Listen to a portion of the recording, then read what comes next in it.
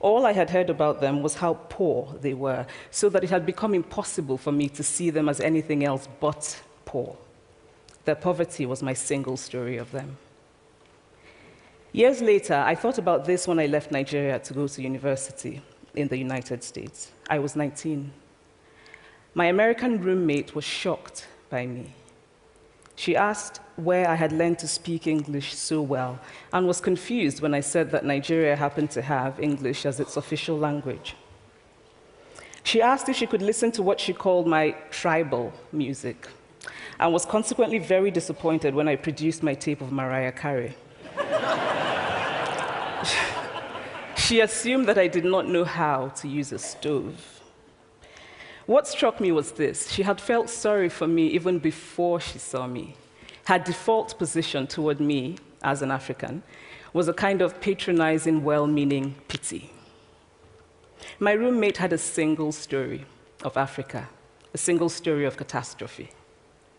In this single story, there was no possibility of Africans being similar to her in any way, no possibility of feelings more complex than pity, no possibility of a connection as human equals. I must say that before I went to the US, I didn't consciously identify as African. But in the US, whenever Africa came up, people turned to me, never mind that I knew nothing about places like Namibia.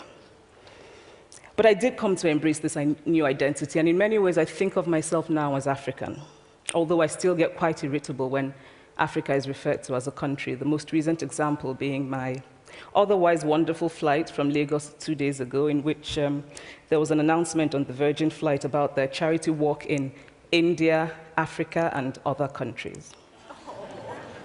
So after I had spent some years in the US as an African, I began to understand my roommate's response to me.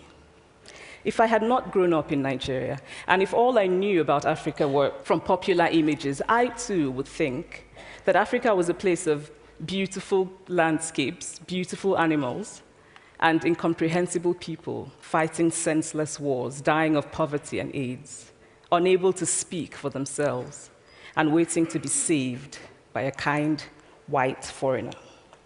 I would see Africans in the same way that I, as a child, had seen Fide's family. This single story of Africa ultimately comes, I think, from Western literature. Now, here's a quote from the writing of a London merchant called John Locke, who sailed to West Africa in 1561 and kept a fascinating account of his voyage. After referring to the black Africans as beasts who have no houses, he writes, "They are also people without heads, having their mouths and eyes in their breasts." Now, I've laughed every time I've read this, and one must admire the imagination of John Locke.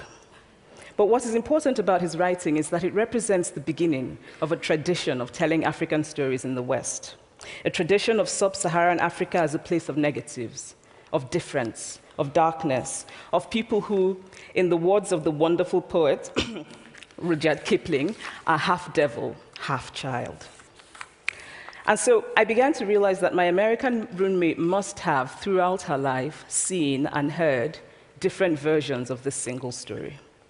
As had a professor who once told me that my novel was not authentically African. Now, I was quite willing to contend that there were a number of things wrong with the novel, that it had failed in a number of places, but I had not quite imagined that it had failed at achieving something called African authenticity. In fact, I did not know what African authenticity was.